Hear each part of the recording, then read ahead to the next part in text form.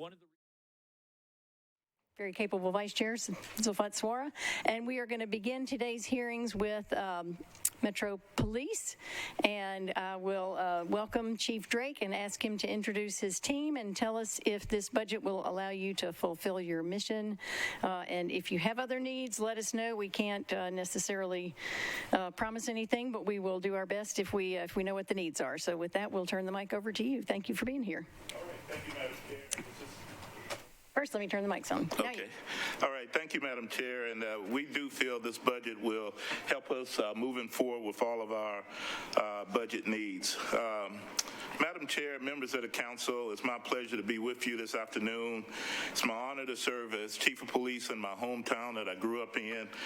As you know, I went to East Nashville High School, and in just a little bit, when I leave this hearing, I'm going to do the commencement address for East Magnet School at the Municipal Auditorium. So. I'm excited to be with these young people, even as events remain heavy on our minds from Texas. As a parent and as a grandparent of a 4-year-old, I literally came to tears when I looked at my grandson and thought what it would feel like to me to see him go off to school and to hear of the incident that happened in Texas. I'm still shocked by that. So yesterday I ordered that all 70 public schools be visited and all 50 private schools. That was accomplished today. I talked to Dr. Battle just a minute ago, and we're going to do the same tomorrow for the last day of school. And thank you. We're also going to, Dr. Battle and her staff and myself and my staff are going to go over plans during the summer, including tabletops, to ensure the best we can to our abilities that will provide a safe way for our kids to go to school and mechanisms to try to keep entry into the schools to help our kids. School resource officers relayed the same messaging to middle and high schools at their assigned schools. Joining me in the council chambers today is our leadership from our police department. We have our deputy chiefs who are here. Please stand.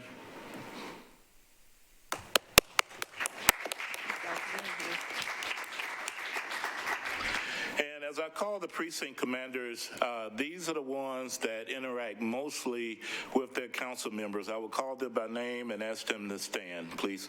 Keith Stevens from South Precinct. Anthony McLean from North. Gotcha. David Corman from West. Harold Burke from East. Ricky Bearden from Central. Randy Hickerson from Hermitage. Josh Blaisdell from Madison. Lieutenant Derek Keeler representing Tommy Widener, Midtown Hills. Thank you for all that you do.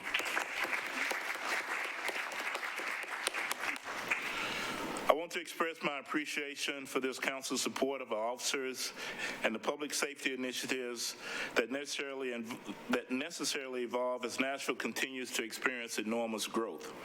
Through all of our work, this police department will always embrace our 3 core pillars: organizational excellence, community engagement, and precision policing. We are blessed in the Nashville Police Department to have extremely dedicated officers who care deeply about our community, and they're passionate about what they do. We have had, and although you hear about recruitment and hiring around the country, our police department is no different. We've had our challenges with recruitment, but we're looking for those who are committed to public safety. As of right now, we're 182 officers below full staffing, but the good news is we have 109 police officer trainees in the academy right now. 66 new officers will graduate on August 4th. Among them will be 24 lateral trainees consisting of men and women with prior law enforcement experience. The makeup of the lateral class tells us the interest in our police department is strong. There are 5 former members of NYPD, 3 from San Diego Police, 2 from San Francisco Police, 1 from LAPD, and 1 from the Los Angeles County Sheriff's Office. There are Also, members from the Long Beach, California Police Department, Sacramento County Sheriff's Office, Washington State Patrol, and Chesterfield, Virginia Police Department. 43 additional men and women who are part of our basic trainee class began on May 16th and will graduate from the academy November 1st. While the makeup of that class is mostly Tennesseans, it's also represented by 8 states: California, New York, Nevada, Arizona, Illinois, Maryland, Idaho, and Alabama. Our recruiting team is casting nets as far as they can and with meaningful results. The strength in this is that some of these major police departments with members of 35,000 or more, as they hear what we're doing and continue to recruit, will continue to draw officers from those departments. And when they go through a lateral process, it's not as lengthy as the basic recruit training. So in 12 weeks, they're ready to be police officers and to work on the streets. In addition to the 3 classes presently in the academy, we will start 2 additional sessions on August 16th, 1 lateral and 1 basic, and 2 more on November 16th, 1 lateral and 1 basic again. By the end of 2022, we will have begun 7 trainee classes. That is a record for our police department. And it really pushes our academy staff, which are some of the best at what they do. And then in 2023, we will continue with lateral and basic trainee classes to bring up our workforce to the absolute necessary level proposed by Mayor Cooper's budget. As you've seen, Mayor Cooper is proposing to grow the police department authorized strength by 50 officers to a total of 1,608 officers. 46 of those officers represent the second of 3 installments to staff the 9th Precinct on Murfreesboro Pike, the groundbreaking for which is expected to occur during the first half of 2023. We have talked about the 9th Precinct for a long time, and it's good to know that that ball is moving forward to get it done. Our department's total general fund budget increase is recommended to be over $9 million. More than $5 million of that is to grow our authorized strength by 50 officers. I'm very grateful to the Mayor's recommended budget. Also includes funding for professional crime analysts who will use technology and analytical expertise to identify and predict crime trends. As I mentioned earlier, one of our core pillars is precision policing, and these analysts will go a long way to identify individuals that are committing harms in our community. The budget also provides for an additional police crisis counselor. We excel in providing support for our men and women, but our current counselor caseloads exceed industry standards. The Mayor's budget also includes a $900,000 recommendation to keep our vital technology and communication systems current, a $700,000 item related to the new Taser 7 devices that will help officers de-escalate situations, and $20,000 item to replace police dogs that have retired or nearing retirement. I want to touch on a couple of other budget-related items. First is the Entertainment District Initiative, the staffing of special events with officers being paid overtime. Mayor Cooper is recommending $8.6 million from a special purpose fund to cover these expenses. We've all seen huge crowds that have come to our entertainment district since the easing of COVID. It is our responsibility as a city and a police department to ensure safety and maintain order. We are staffing the Entertainment District Initiative with ex-duty officers Thursday through Sunday, 25 on Thursday, 60 on Friday and Saturday, and 16 on Sunday. It is my ultimate goal to increase the staffing numbers at Central Precinct to where we have a dedicated unit within the Central Precinct and that we don't use overtime to staff officers. The same is true for large special events that are returning to our city in high numbers. The second item is the Partners in Care program, which has been great for our city. As you know, we began this initiative last June. We started with 2 precincts, North and Hermitage. We expanded the program to Central Precinct this month, and we'll add South Precinct later in the year. Nearly 90 officers and supervisors throughout the department have completed the extra 40 hours of crisis intervention training to better assist in precincts and also with mental health clinicians. From June of last year through May 16th, we responded to 3,000 total calls with more than 1,200 related to intervention calls. Less than 4% of those have resulted in arrests. Inspector David Emhoff leads that program for us. He is here this evening with Amanda Brock, Senior Vice President from the Mental Health Co-op. Thank you both for the excellent work resulting from our partnership. We in the police department are excited about enhancing public safety in a growing Nashville next fiscal year. Again, organizational excellence, community engagement, and precision policing. Thank you for your support. Madam Chair, I am pleased to answer any questions. Thank you so much for being here, and we will just go down as I see them. Let me start writing names down. And Councilmember Evans, if you want to come up here as Chair of Public Health and Safety, you are welcome to sit at my side. But I did see Councilmember Druffel and Swara and Johnston, so y'all are in line, and I'll look for hands from other people. So Councilmember Druffel, you're recognized. Thanks, Chair, and thanks, Chief, for all you do. You bring a lot of great skills, and it's appreciated. One of the top concerns in my district, and I'm starting to hear from more and more, is traffic control, or a lot of our monitoring, I guess, for a better term. There's a lot of speeding that's going in through our neighborhoods. Traffic calming's helping to some degree, but by all means, we need to do a little bit more in terms of traffic. Is there anything in here that expands traffic monitoring or whatever department that would be? Absolutely. So part of what we've been doing is we centralized our traffic division. We moved all of our officers that were in decentralized to a centralized unit, and we find areas, or when areas are called in, and we put officers in those areas to do enforcement. We also use major crash control intersections where we have a lot of crashes, and we put officers that will use that data as well. We're looking to expand our traffic unit even more, and it's just a partnership with the community as they call in for any problems they have traffic related, but it definitely is.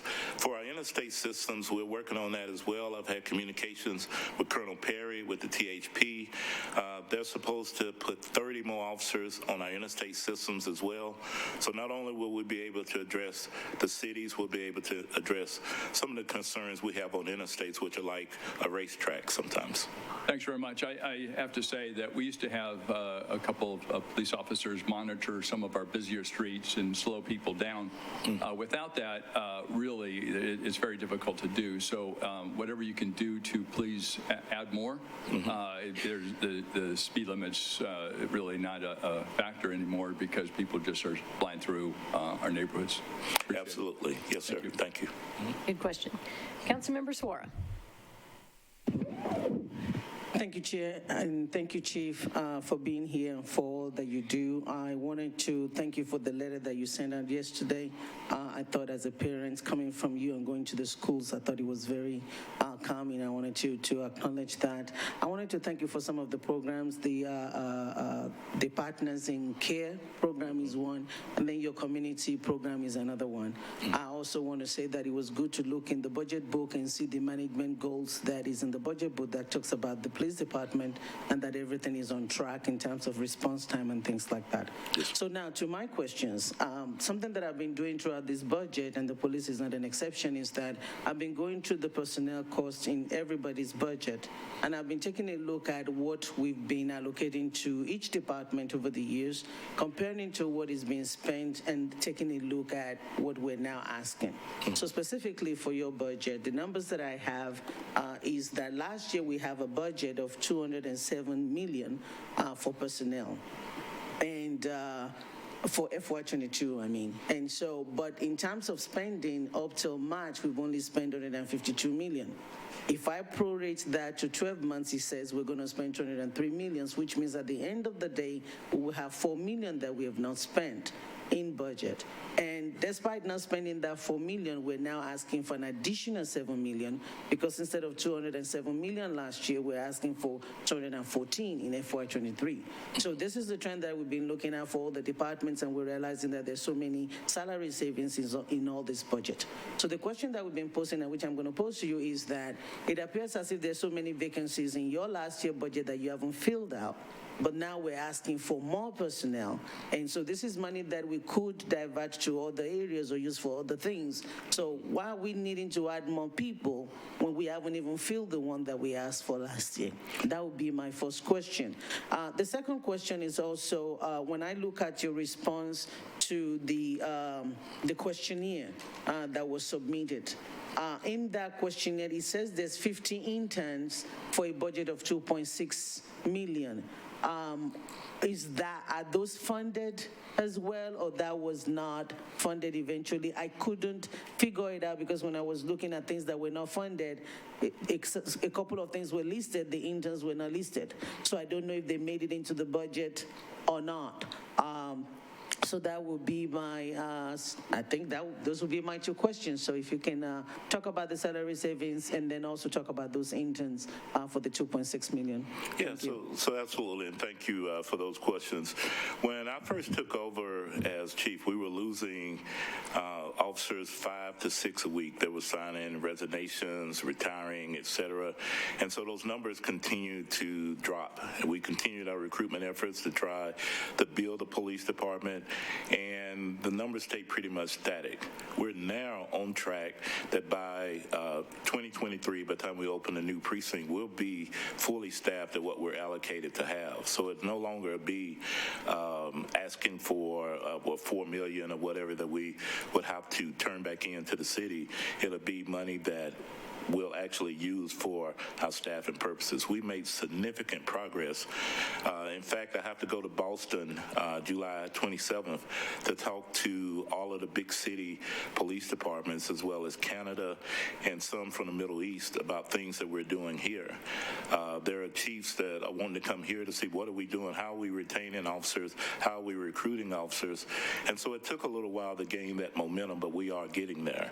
So we need that funding as we become fully staffed, then it won't be any savings. So we recognize there are savings now, but coming in the near future, there won't be. As far as the interns, it's great for police, for individuals to come in to learn what we do from the community, to be a part of the police department. There are college seniors that are coming from around the country that are looking to do this profession. Their work during the summer, and I think those are good programs for the police department. I guess my question is, those 50 interns, are they included in the budget or not? Okay. All right, and then if they were to be included in the budget, will it be at the rate of 50,000 per intern? Because I think it was 2.6 million for 50. So are they paid intern? That's correct, yeah, that's what we estimated when we put the request, but the request didn't go through, therefore this has not been funded. And this is not the part of the FY23 police budget. And then the last thing, Chief, I know that people have questioned, is that on the personnel, I understand that we're moving towards being fully staffed, but that may not happen until we finish the 9th precinct. So that means that we may not need all of those money now until we finish that precinct, or do we need it now? Well, yeah, we definitely need it now, so thank you. Councilmembers Johnston. Councilman Pulley had his hand up before me, so I don't want to take his spot if you don't mind. I don't think you can see him because of the... I did write his name down. Oh, did you? Okay, good. So okay, as long as he's in the queue. See, I'm being nice. You are your neighbor's keeper. Okay, thank y'all for being here today. When we start the recruiting process, once we get an FTE funded, and then we start the recruiting process, how long does it take to actually have that FTE technically filled? Is it filled when they're in the training program, or is it filled when they complete the training and then they're actually on the streets? How does that work? It's filled when they've actually completed the training and they're on the street. So okay, correct. Okay, great. So the 182 people that we have right now that's open positions, there's 109 that are in training. So technically the 182 is open, but there's 109 that are about to fill it, so we'll really only be 73 short. Correct. Correct. So what is the time frame when you get funded and you start that process? How long long is that? It's not like a regular, like a mechanic where you say, can you start next week, right? So how long is that process? So they go through the process of being vetted.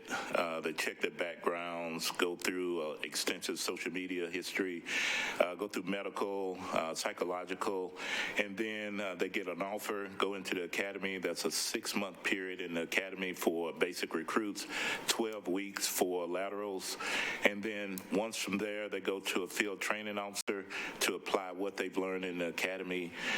It could be close to a year by the time they become the FTE.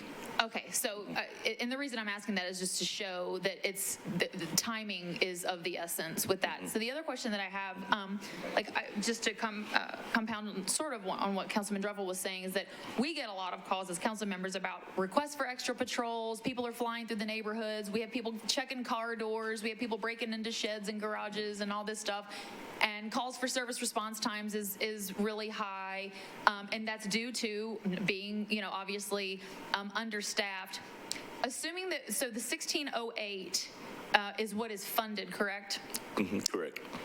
A city of our size, is that an appropriate number, or what would be a more appropriate number for a city of 700,000 plus people? So there's a firm out of Boston doing a staffing study, and it's just a draft right now, but I believe they're coming in that even at 1608, we would need about 275 over that.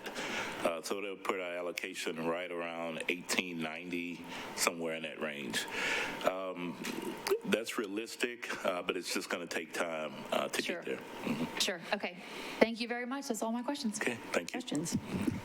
Thank you. Now, Councilmember Pulley. Thank you, Madam Chair. I just want to follow up on those personnel questions just very briefly, if I could. The way I understood your comments, you were slightly less than 200 vacancies currently, and I believe you said by the end of the year you will have 109 filled. Is that right? So we have 109 in the academy right now, and so if all of those transition out and pass through all the training, then they'll go into a field training officer for 6 months. Right, so we have to assume a little attrition there, but unlike most places where you hire and you staff immediately, the police and the fire and other departments like that, you have to put them through training and put them through field training in order to put them out there in the FTEs, just like Councilmember Johnson drew out. And we've got 50, as I understand, there's 50 sworn personnel coming in the new budget. Yes, sir. Is that the number to add to the already the numbers that we need to fill? Correct. Okay. And of course, I applaud you, because my understanding is you really are in a lot better position now than you were, say, 3 years ago. You were having a lot of difficulty filling those positions, and your numbers weren't so good. So is the fact that you can't put any more through training now got anything to do with your current facility situation?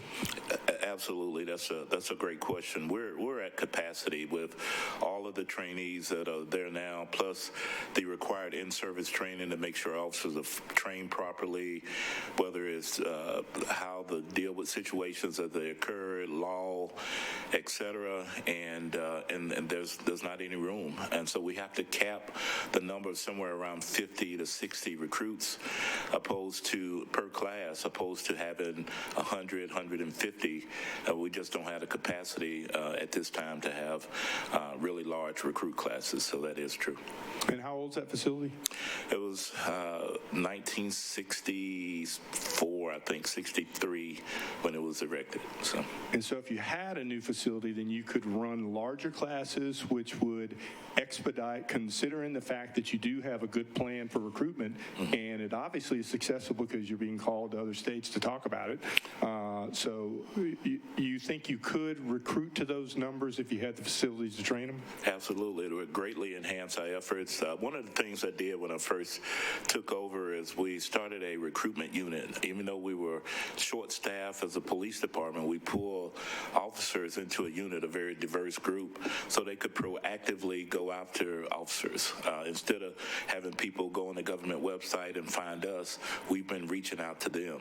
I've had chiefs from San Diego and NYPD and other places say, hey, you're getting our people.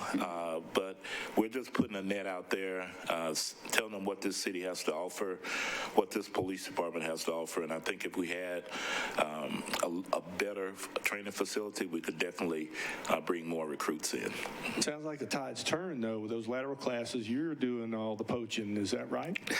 we sure are. That's good. Well, I'm glad, because those are, what, about 8 weeks shorter than the basic classes, somewhere along in there? Or? It is. It's about 10 weeks shorter. One thing that we're running up against is another city in Ohio that just really bumped up the pay for officers, which is almost double what we pay here. And that particular chief wants to come and do a ride along, and I've told him absolutely not. It would be trying to poach our people. Stay away. Well, I appreciate you protecting our guys. So is there anything else that we could do aside from help push a new facility to aid you with your training? I think you're doing a lot for us. If we could get a new training facility and the capacity to get more officers in here, we could do a lot for our city. Thank the council for all the support and helping our police department in getting cars and tasers as we really seek to de-escalate situations. So I think what you've done has been a tremendous help thus far. Thank you, Chief. Appreciate your service. And thank you, Madam Chair. Thank you so much. Thank you. Councilmember Benedict. Thank you, Chair. And if you'll please indulge me, I want to talk about an incident that happened in my district recently, but it does tie into the budget. Related to the budget. It does tie into the budget. Okay. So if you'll just indulge me for a second. So it's not received a lot of press, and that is what it is. It's fine. The community, anyway. In Inglewood Elementary School on May the 11th, there was an intruder who jumped into the playground and proceeded to make his way into the school while 3 teachers held him back, one of whom broke her elbow. These were kindergartners. These were 5- and 6-year-olds in the playground at the time, and these 3 heroes and the entire staff at Inglewood Elementary and their leadership, Ms. Croft, will be recognized in the coming weeks and deserve a tremendous amount of recognition. My challenge is that on the response time, and I know you spoke to it and I know we see the stats, I'd like to understand the response time because that's a big issue in the community.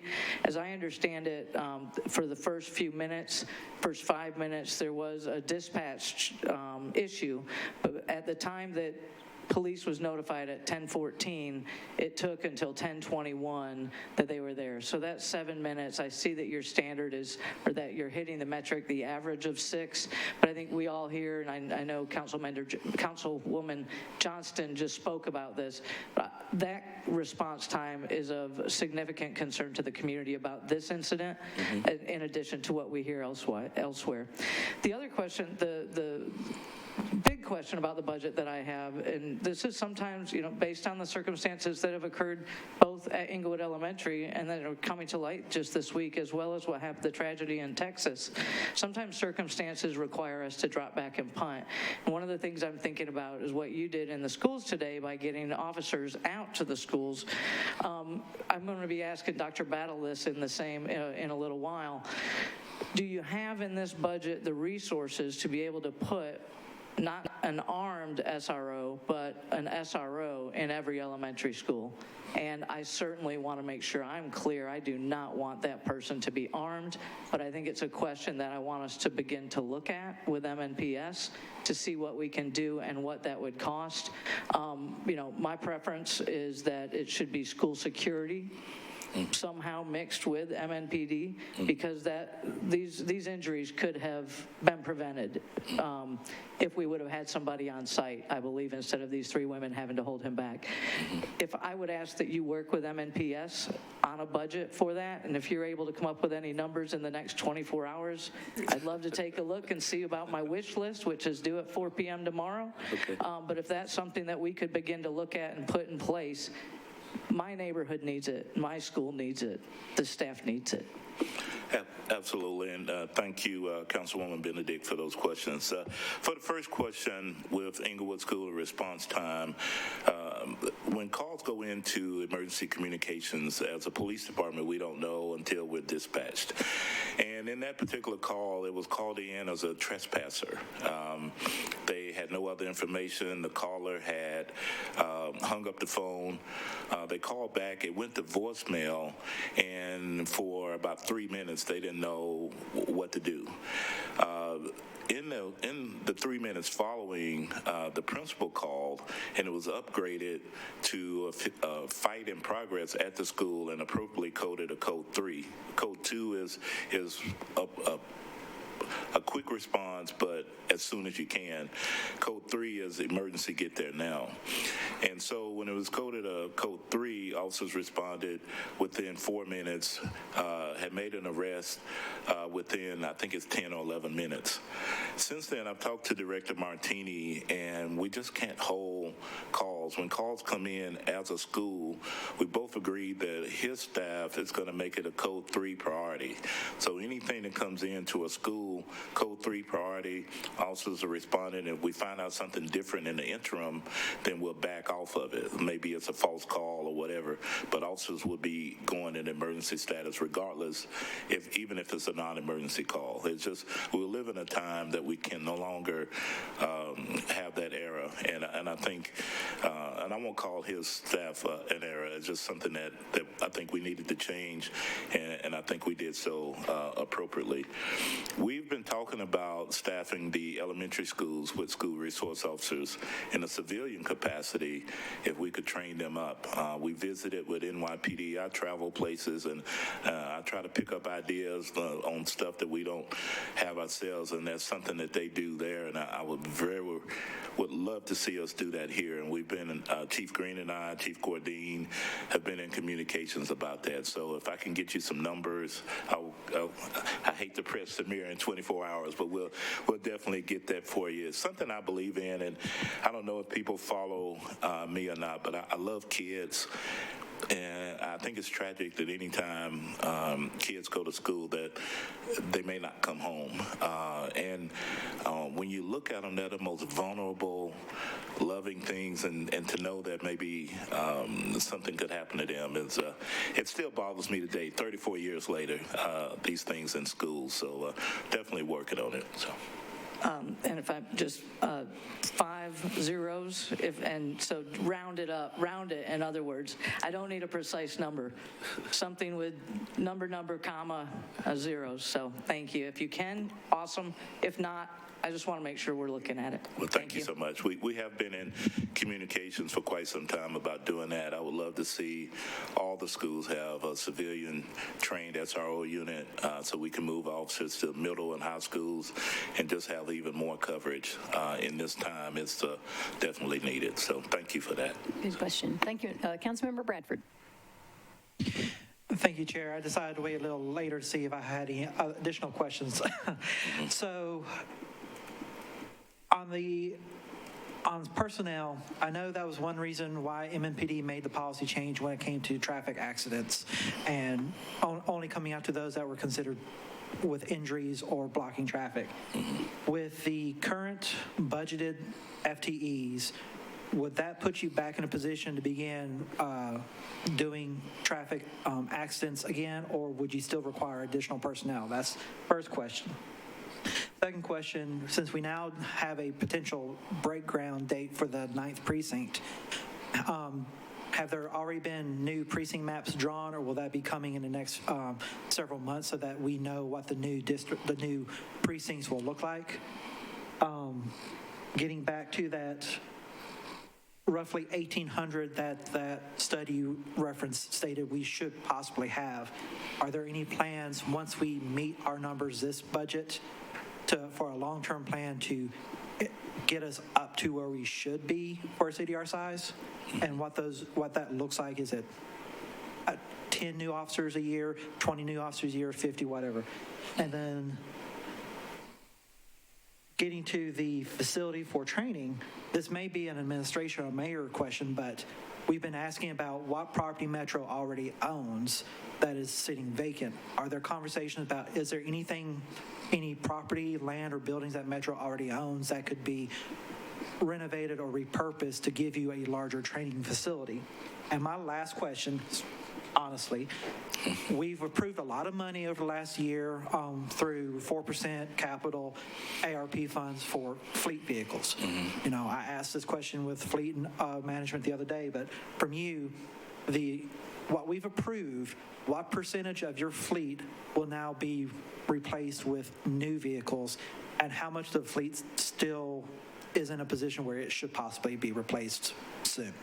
Okay, very good. Thank you. So I'll start with the first question, and thank you for all of those. As far as traffic accidents, we'll continue to respond to those where there's an injury.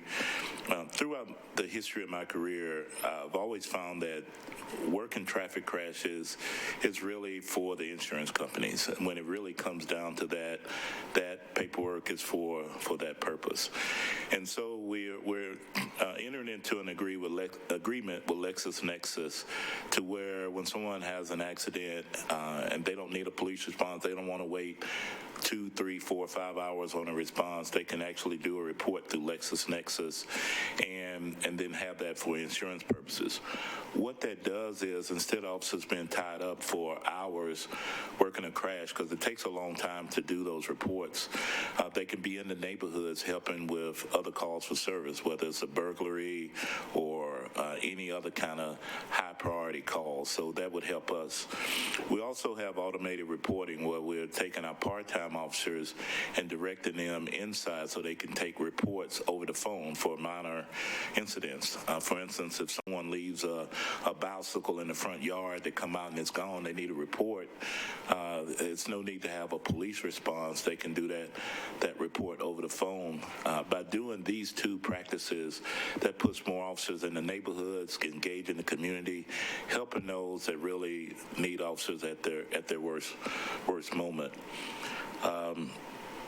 New precinct property, I believe what they've identified presently, and I think they had their first meeting today, but I was preparing for this, and I'll look at the briefing notes, but they're looking to put it on the police academy and fire academy grounds. It would be both a police and fire academy jointly, which will help us train together. So that's just the initial thoughts and what they're looking at. So we won't have to acquire any more property. As far as the new precinct lines, that'll come after, right before the new precinct goes online. We'll redraw those district lines, and then all the council will be aware and the community will be aware of that before it actually goes into effect. Long-term plan for officers continues to hit the number of the 1608, but also to go above that because our city continues to grow at an astronomical pace, and we need officers. And not everyone moving to Nashville is here for good reasons. We're, without putting out some names, but we're looking at some gangs that historically are from California, extremely violent. We've been dealing with some of that. Chicago, some of the hybrids from that, some of the information that we're working on. So so everyone moving here is not good, and so we're having to make sure we deal with that. The long-term plan for officers is continue while we have the facility we have is to bring in as many as we can get, 50, 60, even if we have to crowd in the academy, and have at least 5 to 6 classes per year to keep up with attrition. Our attrition is really at a trickle right now. It's we're not losing a lot of officers. I think they really enjoy the new direction we're going, some of the initiatives we put in place, the Partners in Care, the Violent Crimes Division, the Titans Division. In fact, that's one of the things that I'm going to talk about when I go to Boston is just the initiatives. I have several chiefs that are going to come in and want to talk about what we're doing here and to take back to their cities. And so that's going to help with everything that we're doing. For fleet, I can't give you an exact number on that, but it greatly improves an aging fleet. I was just talking to a council member just a few minutes ago, and every time they passed by a Firestone, they were seeing cars that were being worked on and being kept, taken out of service. and so this greatly improves it. We have cars that I think, quite frankly, that were dangerous, and this is going to help really protect the officers and the city moving forward. So. Thank you. And if you could come up, if you not by tomorrow, by next day, but if you could get some information to us about just a number, like the percentage of the fleet that is going to be replaced, so we can kind of know. And I did have one more question. I could not read my chicken scratch handwriting, and I overlooked it. When you were mentioning, this special squad that you've created to help with downtown with the tourism and the overtime, because it's not a dedicated squad yet, where's the money for that overtime coming from? Are we getting any assistance from the Tourism Convention Center and Music City Center, some of the tourism-generated dollars to help fund those officers and that overtime, or is that coming directly out of the general operating budget? So right now that's coming directly out of our general operating budget. The Downtown Partnership is paying for security officers to help man some of the traffic posts currently, but coming into the new budget, in this budget, the Visitors and Convention Bureau would pay for it out of the tax that they have for downtown, and so they will pick up the $8.6 million for that, and it won't come out of our budget.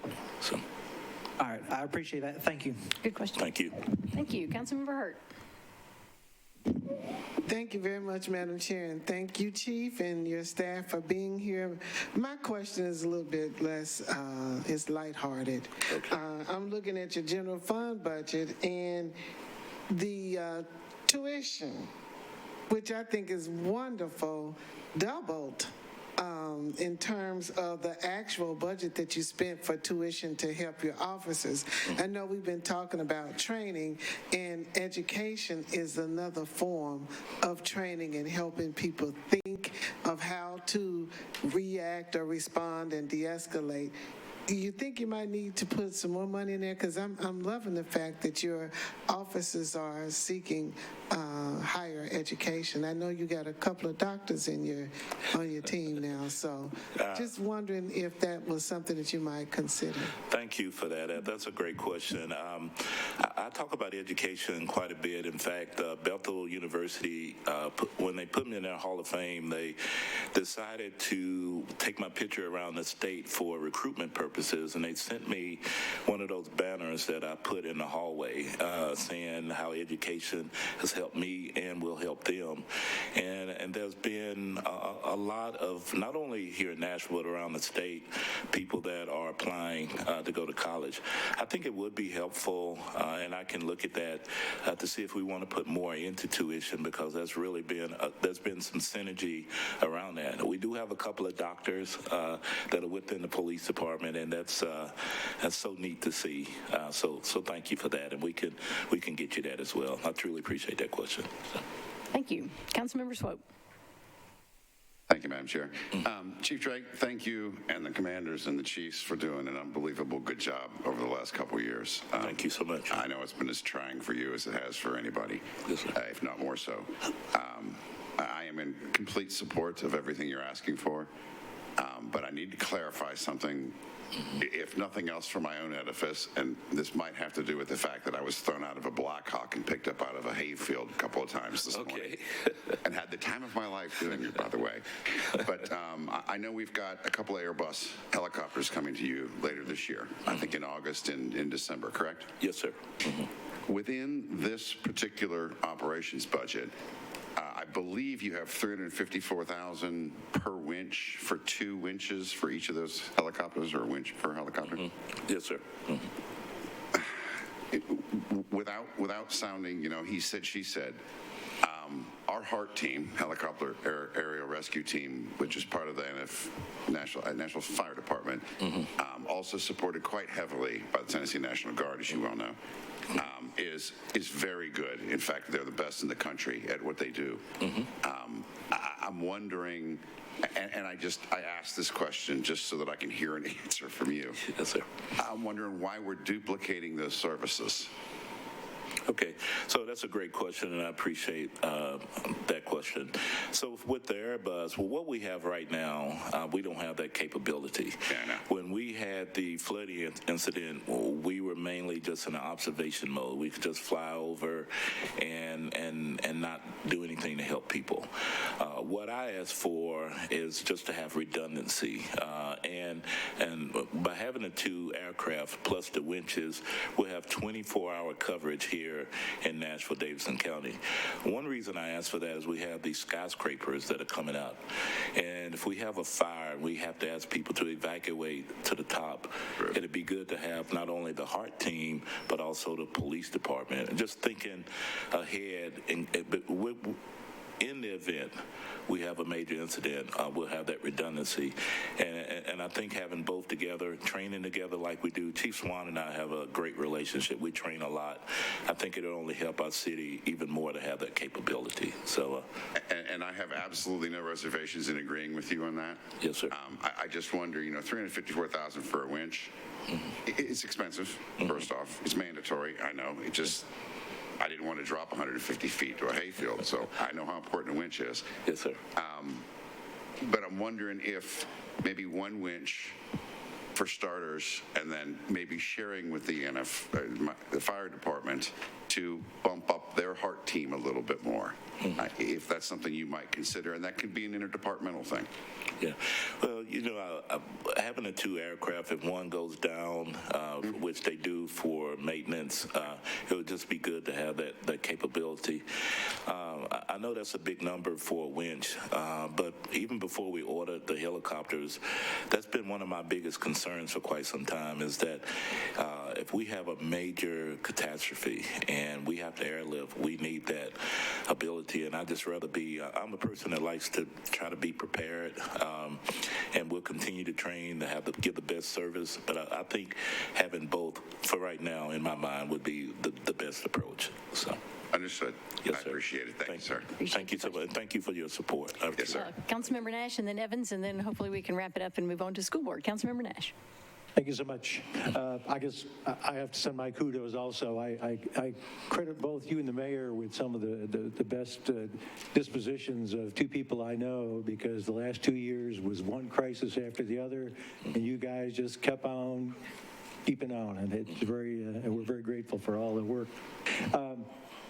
I also want to remind folks that the police department also, as part of their recruiting, once they agree that they're going to hire you and give you a spot at the academy, for those who wish, they can also go to records or someplace before going to the academy, so they don't have to wait for a job or get lured off somewhere else. They can come to work right here and start learning, and that's been a big help.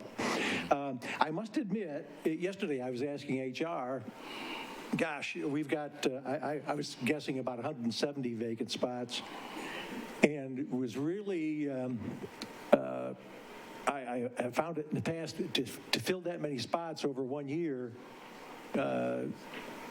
and then have requesting another 50. I remember David Manning questioning Chief Surpass one time about whether, well, if you can't fill the spots you've got already, why do you want more? Especially when we're trying to find some money maybe for a 5% COLA instead of 4. But I'm amazed. My jaw dropped. I swallowed hard when you said you've got 109 in the academy already. Yes. So it looks like you may be able to do that. What's our attrition rate right now? It used to be like a 25%. We'd lose along the way. Yes, sir. So the attrition rate, the national attrition rate is 17%. We're right around 6% right now, and that number is probably going a little lower now because I'm seeing a trickle of resignations. I think just valuing our employees has been the big thing.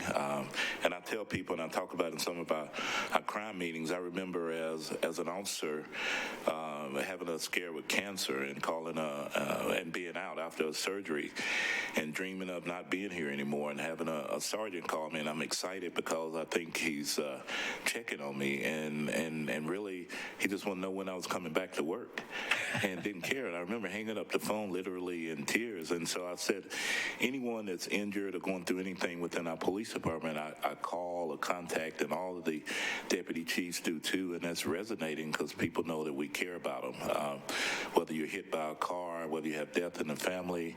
And so that's helped quite a lot. So thank you for that. The pre-hire program is where we don't lose people. When we have people that want to come in the police department and the academy hasn't started just yet, we can bring them on as a pre-hire so they can start learning some of the ins and outs of the police department. And then when the window opens for the academy, they can go into that.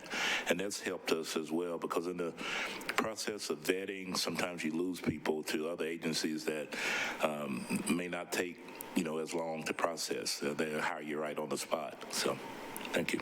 We've had probably the past year, maybe longer, a fast and furious Nashville, I call it, where we've got these street racers.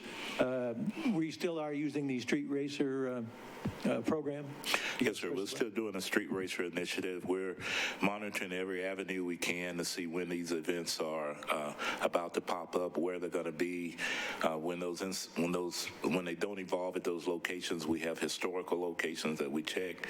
It's been really effective thus far. They've found really other cities to go to create their mayhem, and we get some occasionally. We had one weekend where I think we had about 2,000 cars, and they descended on Shelby Park. As we went in, they jumped on cars, etc. So we put together a plan in case that ever happens again to try to address it. But we do look at that. So, yes, sir. Thank you. Thank you for all you do as well, sir. Questions?